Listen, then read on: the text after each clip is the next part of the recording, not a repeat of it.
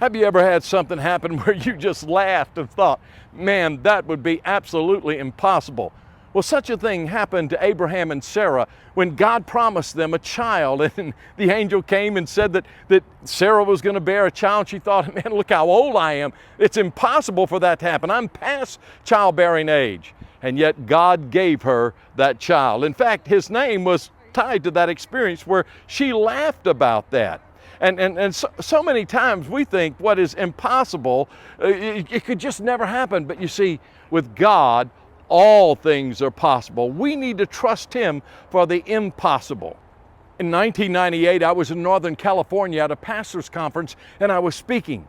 And one of the other speakers got up and said, I want to challenge Sammy Tippit to go to Iran and to pray for God to open the doors for the gospel in Iran. I was shocked when he said that. I thought, in fact, I laughed and said, what in the world is he talking about?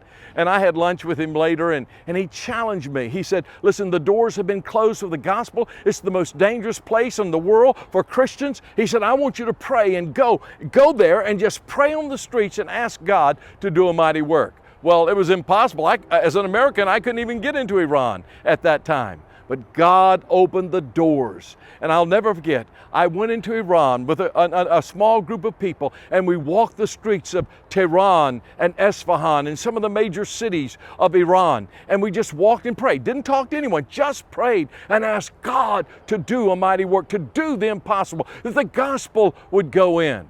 Well, I want you to know, since that time, there have been thousands upon thousands, hundreds of thousands of people who've come to Christ in Iran. There's been a great revival. Now, I'm not saying that it happened because of us and what we did, but I do know this, that when God gets ready to move, He always first sets His people to praying in faith, believing Him, standing in faith for a great and mighty work.